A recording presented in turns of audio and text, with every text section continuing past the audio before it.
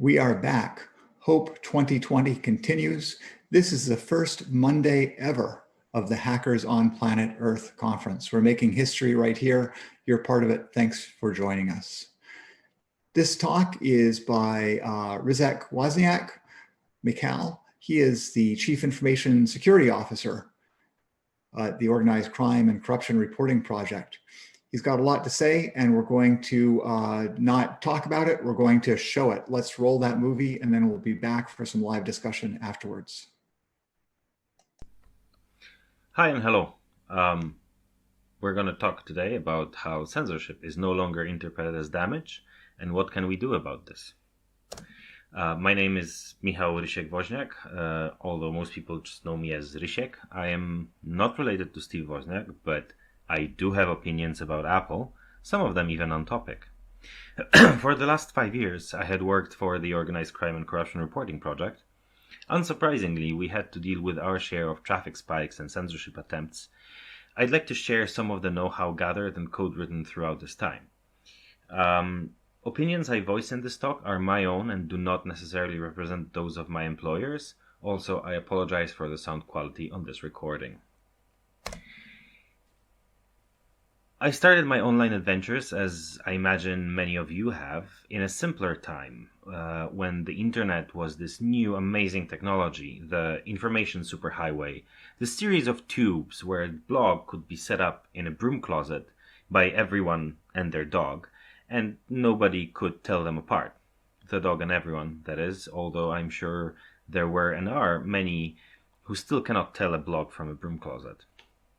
In this cyberland before time, the internet would interpret censorship as damage and root around it. Governments seemed comically helpless as far as anything digital was concerned. Whenever they tried to block anything, the internet would get a strong systemic allergic reaction known as the Streisand effect, and information would simply still flow. But that was then.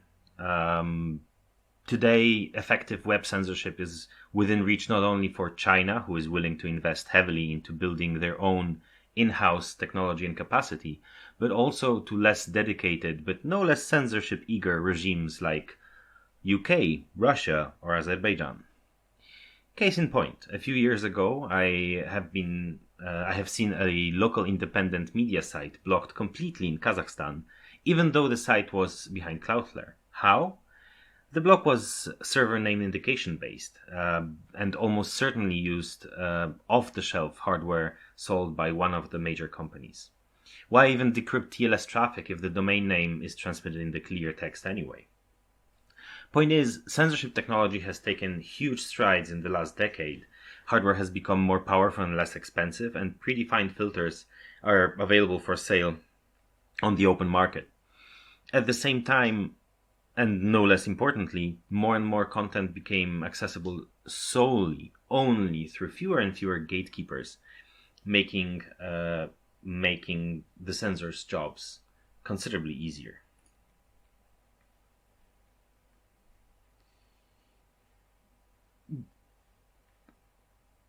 These are just a few censorship or surveillance events or deployments that we know of. We know that Blue Coat has been used in Syria thanks to telecomics.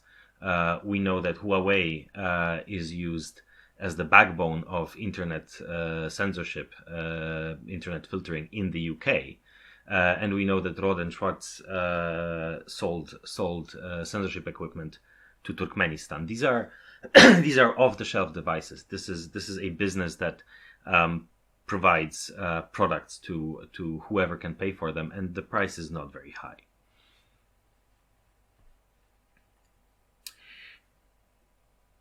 And the problem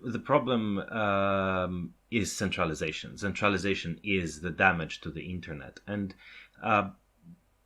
there are multiple companies that are, let's say, most guilty of that.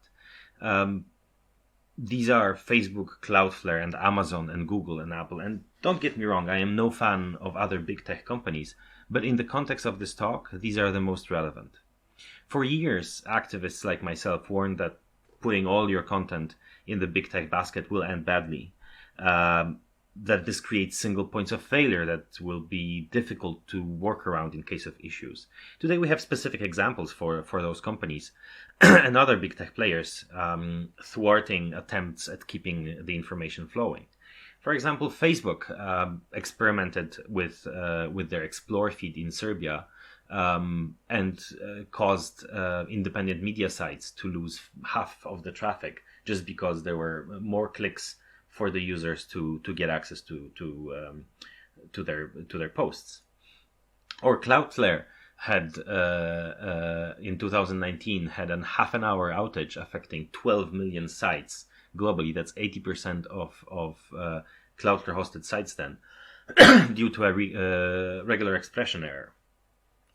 But of course, Google and Amazon killing off domain fronting suspiciously soon after Roskomnadzor complained about Telegram and Signal using that and using Google's and Amazon's infrastructure, thus screwing Signal over. Finally, Apple in China banning VPNs from the Chinese App Store at the request of Beijing. This is a good overview of possible issues, from innocent mistakes through callous experimentation to outright willful complicity. And with the sheer amount of users affected, this becomes a huge problem. Anyone can make a mistake, but if you're handling 12 million sites, then a lot is depending on you not making such a mistake. At the same time, these companies' services are billed as solutions to internet censorship. Like encrypted SNI, which supposedly solves the issue of SNI-based censorship. It can only work with large providers like Cloudflare, where an innocent-looking domain can be used to front for a blocked site. Thus, it creates an incentive for more websites to move behind Cloudflare, centralizing the internet more. This just moves the problem. Sooner or later, China and others will find ways to influence or pressure Cloudflare into dropping certain websites or not providing the service in China, like they can already clearly influence Google or Apple.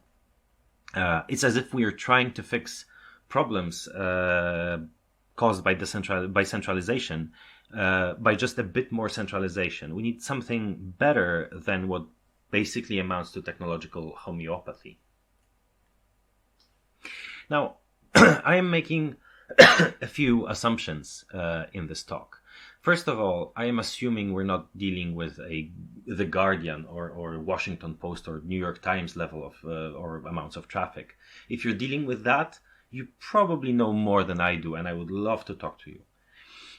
Secondly, I'm assuming we're dealing with a public site and one that is hosting reasonably static content, meaning visitors don't need to log in and content is not bespoke or dynamically created per visitor or per visit. I'm also assuming that there is some technical capacity in the organization running the website, so that tools or techniques or suggestions that I will be mentioning can be deployed and managed in-house.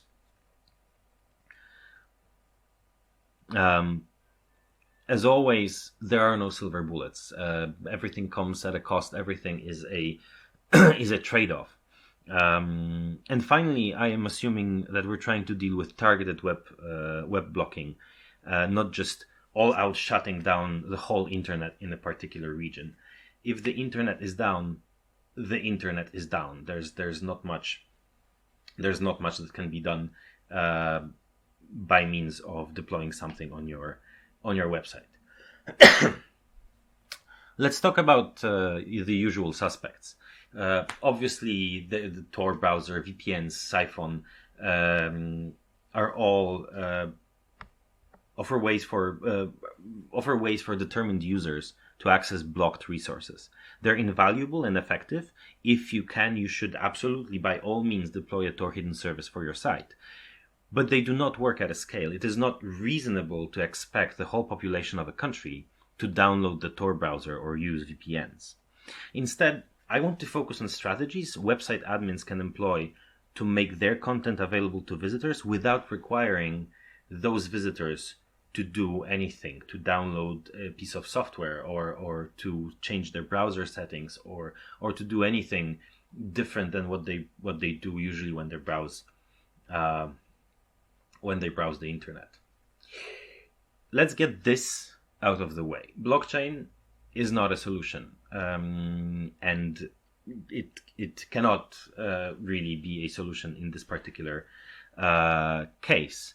But if you would like me to explore why blockchain is not suited for this particular goal, just buy some rysiek coin, join the ICO, buy some tokens, and I'm super happy to provide information why blockchain is useless here. But seriously, let's start with some very basic, reasonably simple don'ts. These are things that happen all over the place on a lot of websites, and as simple as they are, they really make certain things very complicated if you want to do something more, if you want to do something interesting with anti-censorship. So first of all, hard coding absolute URLs or saving them in the database as many CMSs do by default. This is not a good thing. This means that it's impossible to move to a different domain quickly if you need to. For example, it makes it impossible to or hard to quickly deploy a testing site because you will find that your images or URLs point to the production site or vice versa. And also it makes it impossible to run a Tor hidden service effectively if your CMS insists on always going back to the standard URL containing the default domain. That means that deploying a Tor hidden service is that much harder, and there's always going to be a little bit of a few requests that go back to the clear text domain.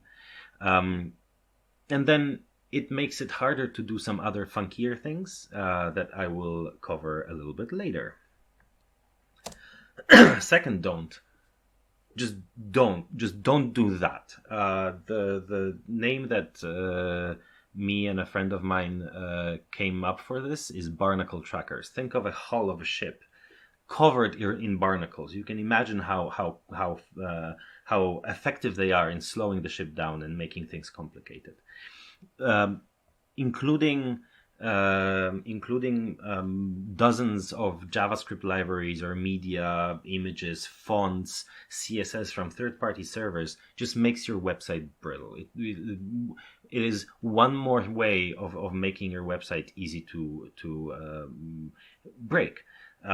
If you need them, if you need the scripts, if you need the fonts, self-host them. There's you can do it. This is not going to affect your loading time in a negative way. And in fact, self-hosting might even improve the loading times of your website. Also, your no-script using visitors will appreciate greatly that they don't have to allow fetching scripts from a dozen random domains. But more importantly, it will also make some of the more funky anti-censorship stuff considerably easier a little bit later. And if you need a script to de-googlify your fonts, there's a script for that. I can share a link later. Another don't is just don't do just a bunch of plugins. It is very tempting to install a CMS and then load it up with dozens and dozens of different small plugins fixing or changing this thing or that thing or something else. But be very careful with plugins. One reason is that's another thing that makes your site brittle. That's another thing that might make updates difficult. The plugins might make assumptions that do not work very well with certain anti-censorship techniques. They will slow your website down, and most importantly, they're a huge, gigantic security risk. they're one of the main attack vectors. Often they're developed by a kind of a guy and his dog shop. And as soon as a plugin becomes somewhat popular, the capacity to handle reported bugs and publish security updates in a timely manner goes away quickly. At the same time, plugins usually have full access to the database and the file system. So a compromised plugin means a compromised site. Now, there have even been cases of plugins being sold by the original developers to third parties that then implemented backdoors in those plugins and issued updates that backdoored thousands of WordPress installations or other CMS installations. Of course, this is less of a problem with static site generators. We will be talking about static sites. So, before we start even talking about censorship, we need to deal with, let's say, self-inflicted damage. The thing is that for a dynamic site running a CMS like WordPress, every request is really resource intensive. It means getting the data from the database, parsing the templates, laying out the HTML, and then serving it to the user. And then the same thing has to happen for another identical request, and another, and so on and so forth. I've been asked to deal with targeted DDoSes against websites more times than I can remember. Each and every single one of these turned out to be organic traffic hitting the site due to popular news item, and site just going down under a reasonable amount of traffic. For dynamic websites, any sufficiently high organic traffic is indistinguishable from DDoS. So we really have to do something about that. And one way of dealing with that is going static. Really, a static site generator, a static site is your best bet if you want to stay online and have as many options for dealing with censorship and decentralizing your web presence as possible. There are plenty of static site generators. For a while, the main problem with them was that publishing content required directly editing code, markdown files, HTML, etc. There are, however, static site generators that have a user-friendly admin interface. Please go and check them, and if you can, move to a static site. Another advantage is that the code needed to update the site and to keep the site running is different than the code actually serving the content to visitors or attackers. There is no database to be SQL injected. There's no PHP code to be exploited. There is no third-party plugins to be backdoored. Just static files on the server. This is the only thing that the visitors or potential attackers will be interacting with. Another step or another technique, if you can't go static, or if you just want to be fancy, you can start doing some serious caching at the edge. This sounds complicated, but trust me, you don't need CloudFlare for this. Developing your own caching strategy is a lot of work, and there are several pitfalls, as I have learned the hard way. But here's the good news. I already did all of that work for you, and I'm sharing it in a way that you can basically take this config and start using it. So Fasada, as I call it, is an Nginx config that has been tested and improved while in production for over 5 years at OCCRP. The basic idea is micro-caching, caching dynamic resources for short periods of time so that when a spike in request comes, most of them get served from cache, but the content stays reasonably fresh all the time. Of course, all static resources can and should be cached way longer. No need to cache them for years. An hour or two should suffice. Now, we can have a bonus round. Once you have a caching edge node deployed, and this can be a tiny VPS somewhere that really doesn't cost much and will protect your backend from crashing and burning under load. Once you have that, you can have two. Once you have two, you can have more. Depending on the amount of traffic and what you expect, you can easily scale up or down while maintaining control over your infrastructure. And since almost all requests get cached, the limiting factor becomes bandwidth.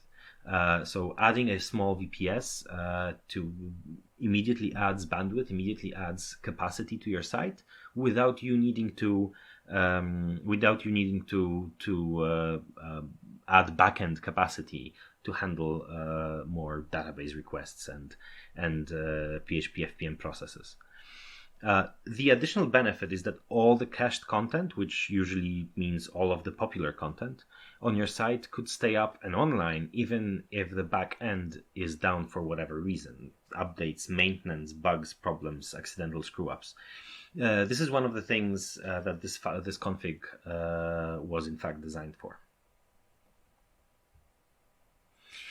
Once we have, now that we have a reasonable way of handling organic traffic, if somebody gets interested in your site, we can actually start thinking about targeted malicious actions like break-ins, DDoSes, and censorship.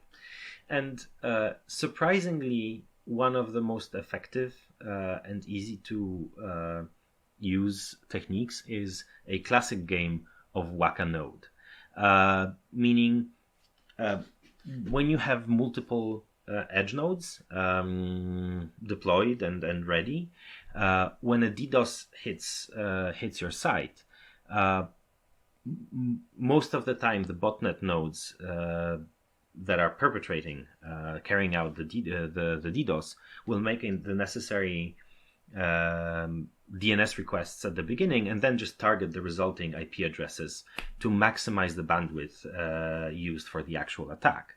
So if you have a way of quickly deploying your site to a new IP address or IP addresses, or just deploying new edge nodes and putting the traffic through them, and you have low TTL on your domain, you can move all the legitimate traffic, which is going to be checking with the DNS servers often, to the new edge nodes, while the DDoS pummels the old IP addresses. Win-win. The organic traffic, the normal visitors get a functional site, and the DDoS has its fun with the edge nodes that are now not used by the legitimate traffic. This can also be used to deal with censorship on a little bit different level by moving to a new domain and or perhaps new IP addresses every few months whenever the current ones get blocked, provided of course that the absolute URLs are not hard-coded anywhere in your site. Both of these approaches require manual intervention, are somewhat labor intensive, but can be effective and have been effective for me in short term, in emergency situations. Sensors apparently move slowly. Another thing you can do, and I would strongly advise you to, is to make sure that your site is available in the Wayback Machine. Sensors might often miss the fact that censored websites can be accessed via the Wayback Machine. So the next step is to make sure your website is available there. Check if snapshots are made on a regular basis. If not, you can contact archiveit.org and verify that content displays correctly. This is where simplifying your site and self-hosting all resources starts paying off. This is also extremely useful in case of any calamity. Of course, I know that we all make backups, but having a public backup of all public content somewhere on Web Archive is definitely a nice additional safety net that I would strongly suggest. Next step could be just having a zip file. Just zip your content, especially if you're running a static site. This is easy. Zip your content and publish it as a zipped bundle. That way, interested parties can just download the zip file, distribute it all over over the sneakernet if everything else fails. Ideally, of course, automate this and script this anytime you publish content to your static site. Make sure that the zip file is refreshed and created, and make sure that the extracted files work well when viewed locally in a browser. This might require a little bit of fiddling with the URLs, but it's very, very much worth it, which I would like to show you now. So, demo time.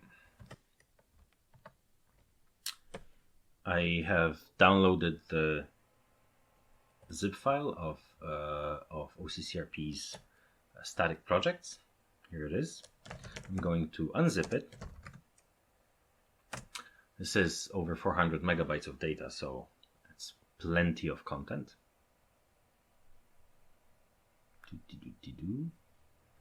Now let's see how this looks in a browser.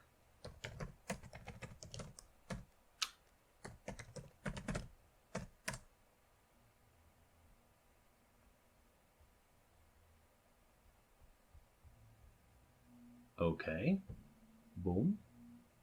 Let's go to English because why not? And let's say we shall see Balkan cocaine wars.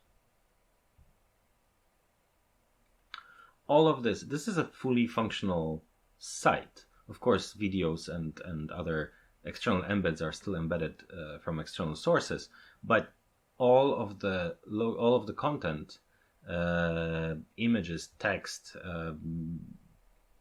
CSS, any JavaScript that we're using is in the zip file. And as you can see, when done properly, it is easily available locally to and available and browsable locally. And consider this: once you have a zip file like this, what you can do is you can also upload such a zip file to random places around the internet, like Dropbox folders or some Google Drive or whatever works, whatever makes most sense to potentially have the content as a zip file or as just separate files available later for your visitors if your site gets blocked. All you need to do in an emergency, if your site is down, is to publicize the URLs to the links to the to the public folders with the data. Of course, getting the word out is another thing, and I would strongly suggest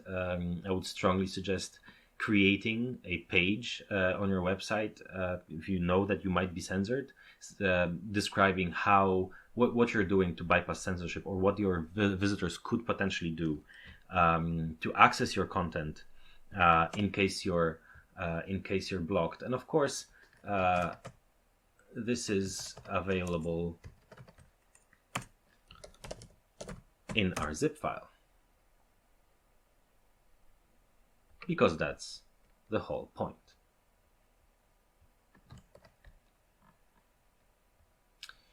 Now, so far we've covered the basics. We have not discussed anything particularly surprising or anything particularly inventive.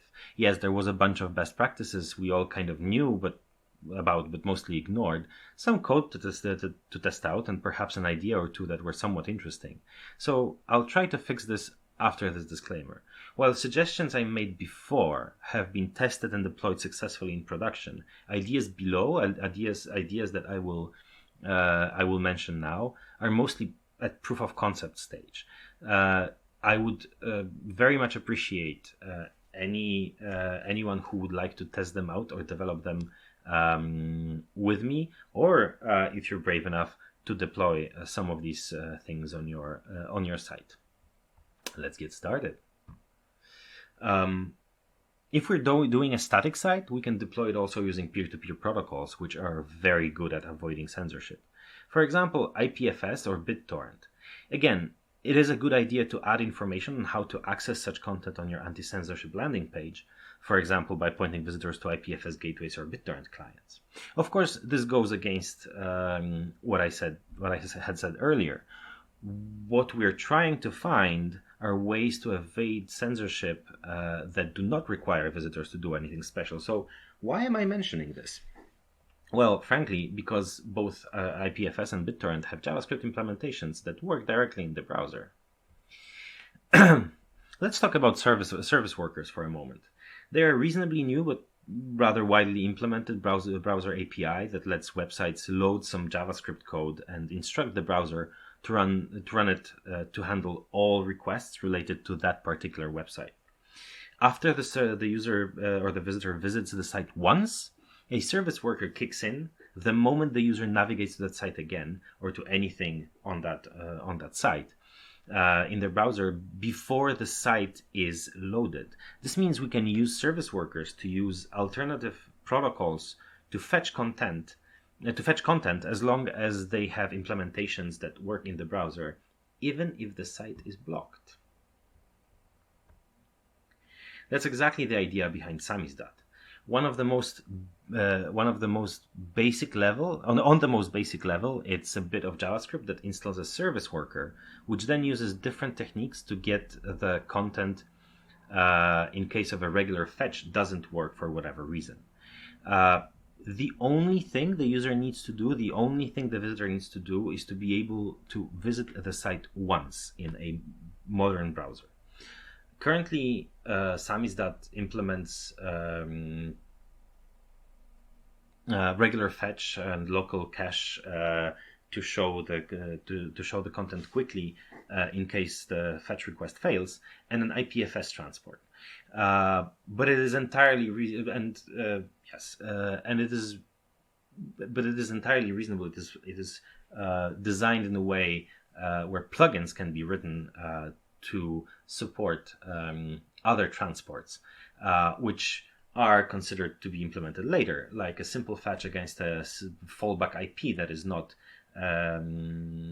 exposed in the DNS zone for a given website, or pulling content from the Wayback Machine, or pulling content from an online folder like Dropbox or Google Drive or anything like that, or using WebTorrent or using the DAT protocol. Whatever is possible in JavaScript in the browser can be used in a Samosdat transport plugin. This is where it all comes together, making sure that your content is as static as it can be, and pushing it to different unexpected locations that one doesn't expect the censors to block. Publishing it using non-standard protocols, and combining all of this with service workers API means we can now effectively work around censorship as long as the user is able to visit the site once. Demo time. We shall start with a new browser.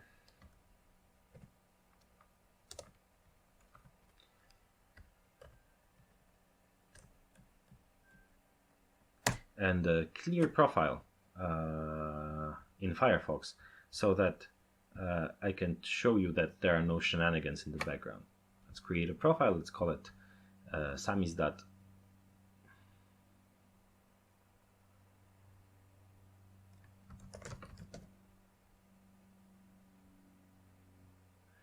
And let's start Firefox.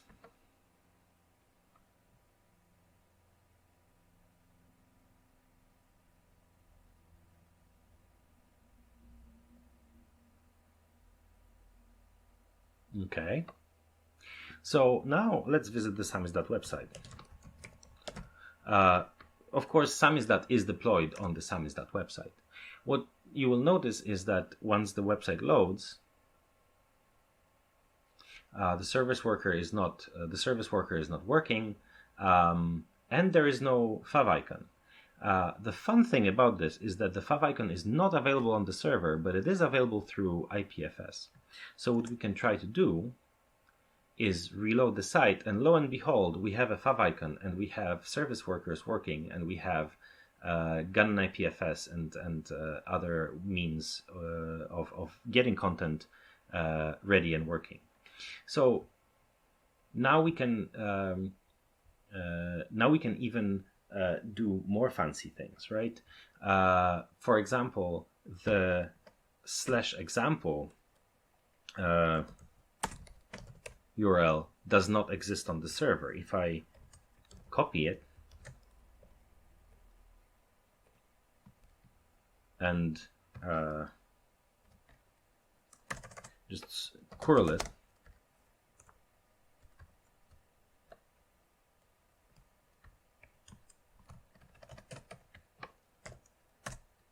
it will tell me it's a 404 not found.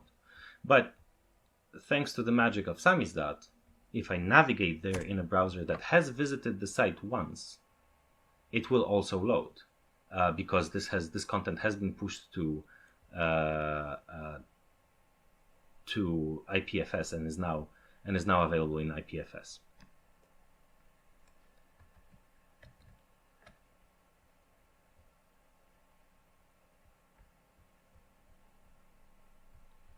Of course, this also means that I can just outright block the site.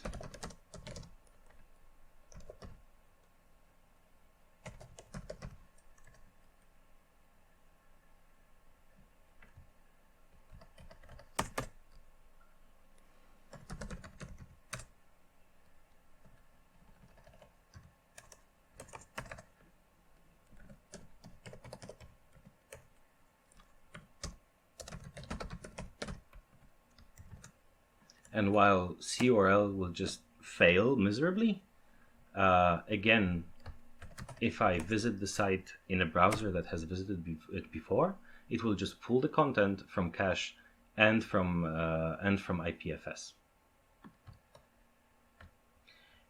Now, of course, this is not magic. There are certain limitations and there are certain assumptions. One of the most important limitations is that the visitor needs to be able to visit the site at least once.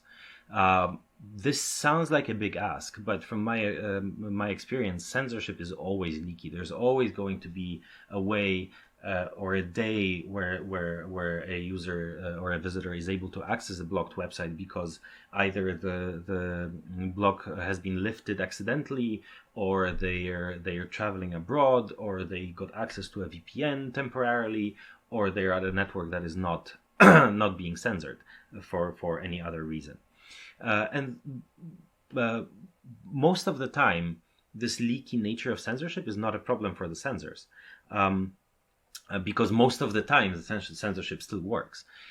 The idea behind Samosdat is to use this one narrow opportunity when the user happens to be able to access the site in a non-blocked manner, and then make sure that every time the user tries to access the site, it will work even if it's blocked. The other limitation is that depending on the transport used, only static or stratified content might be doable, might be usable through Samosdat. Of course, if we're using if we use a dynamic fetch against fallback IPs, or using Snowflake, which is Tor implemented in JavaScript, we could allow dynamic content also, but that requires a little bit more work. As with a lot of this kind of technology, there are privacy considerations. Peer-to-peer protocols can flag visitors for regime scrutiny. So, of course, your mileage may vary, and it is important to choose the transports or to choose the tools you're using to fit the purpose and the threat model of your visitors. But visiting a blocked site is already enough of a red flag to a regime, and Samosdat could in fact be used in a way to improve safety of visitors.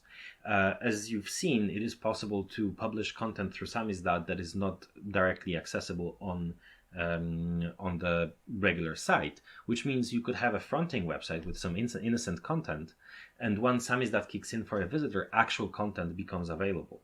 Samosdat could also be configured to not do the fetch requests to the fronting site anymore once the service worker kicks in. So there are ways to use this technology such that it improves the safety, improves the privacy of the users.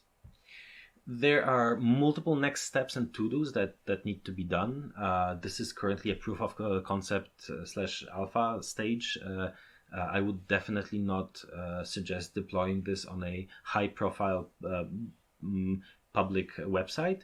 But I would love to work on this a little bit more and get it to a point where it is deployed on at least a few sites. The mobile support is missing. This, of course, does not break the site. It just means that on mobile, Samosdat doesn't currently work. This is something that can be fixed with a little bit more work. But again, I didn't have the time yet. Deployment procedure needs to be way simpler, and this is my immediate next step. I'm going to focus on, and there's also going to be a lot more documentation. And finally, I'd like to implement many more transport plugins. There are, of course, similar projects. Like I spoke with a person from NetBlocks at MozFest about a year ago, and they had a similar idea, also using service workers and hitting some fallback IPs that worked surprisingly well. The only problem is that at that time, it was about 3 years ago, service workers were not available on mobile at all. Now service worker spec is implemented in mobile browsers, so there is no reason not to develop this technology further. Another similar project was Lunet. It is not really developed anymore, but again, service worker sidestepping censorship through other means. Worth mentioning at this stage are also PushUp, which is a mobile app generator that implements Tor, meaning if the backend is not available directly because of censorship or a problem, PushUp the mobile app tries to fetch the content through Tor. We have also played with New Node, and we tried to implement New Node directly in PushUp. This is work that's being done at OCCRP, but it proved a little bit more complicated than expected. Finally, some closing thoughts. One, main of them, I guess, would be that browser vendors should lead in this space. And to be fair, Mozilla Firefox is doing somewhat well in this area. There's the Tor Uplift project, which is backporting Tor browser patches into Firefox. There's Project Fusion, which the idea is to implement Tor directly in Firefox, perhaps to run by default in the private mode. The problem is that the Project Fusion is not really moving very fast. The last wiki edits are from over 2 years ago. One important thing that would really help would be improvements and enhancements for peer-to-peer protocols directly in browsers. That's an ask that developers behind that made to Mozilla, and so far not much has happened. But there is a Beaker browser which implements that directly in the browser, so this is not completely out of the question. Finally, internet. I'd like to make the point that internet's original strengths and promise stemmed from its decentralized nature. We need to find a way to decentralize it again. This will require work and not taking the easy way out. And of course, it's easier to deploy your site behind Cloudflare. But I'm kind of hoping that this will be more fun. But it's also on all of us and the small decisions we make, like including a JavaScript file from the third-party server or putting the site behind a behemoth CDN. It is necessary if we don't want to end up with a glorified cable TV. Thank you. And we're back. What a great talk that was. There are so many technical people at Hope, and so many of us spend time looking for vulnerabilities, protecting against vulnerabilities. And I feel like sometimes we forget that the web is ubiquitous And yet it's also a lot of things, and you have to make a lot of choices. And I think you guided us effectively on different possibilities. We've had a number of good Thank you. questions. Yeah, thank you. Okay. And we've had a number of good questions on the chat, and we don't have a lot of time, though. I'm going to leap in with some that I think are more of asking for advice that you would offer, or particularly Okay. advice that, like, we're having a conversation with someone, what a hacker might offer. Someone asked, you mentioned issues with Cloudflare. Someone asked, what do you think about DigitalOcean? I think any company that becomes a de facto monopolist, the de facto default for a particular kind of service is becoming a problem, right? I am not personally using DigitalOcean. I am not a fan of DigitalOcean because it started feeling to me like another Cloudflare, another Amazon, another GitHub, for example, right? Where a lot of eggs are in the single basket, right? Mm-hmm. So of course, if it fits your threat model, if it fits your needs, go for it, but be wary of anything that smells of centralization and smells of abusing or using a position like that for their own gain. Yeah, thanks for that.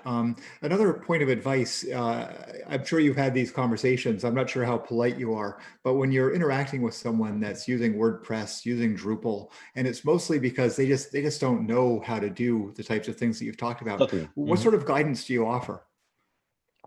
Well, a lot of this guidance was in the talk, right? So don't install all of the random plugins that you can get your hands on. This is step one.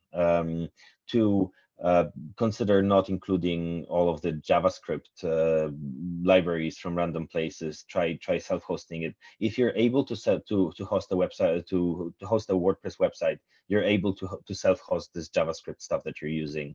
Same with fonts, same with images, same with whatever else that you need. This is where I would really start.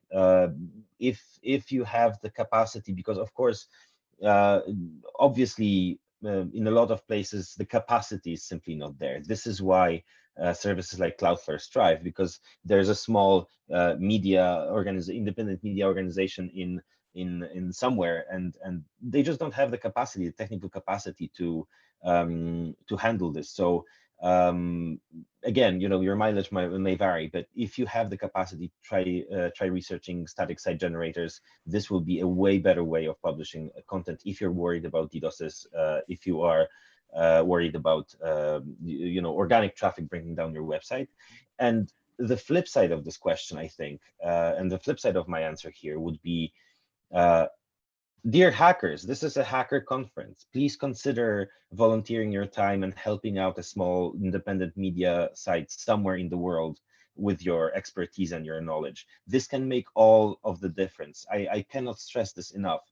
A tech team of 4 or 5 people that I had the privilege of working with was able to handle a lot of, provide a lot of help to 20 or 30 small media organizations across the world. So every hour, every minute, every effort that you can make in this direction really, really counts. That's such a great invitation and a call for advocacy, because you're right. Hackers hopefully have the skills that the, say, content providers, small businesses don't have. We're just in our last minute or so here. And I guess one thing that I'm also wondering that you can comment on is clearly it takes a lot of effort to keep up with all the technologies that you described, and you're spending a lot of time, upgrading versions and finding bugs and all this stuff.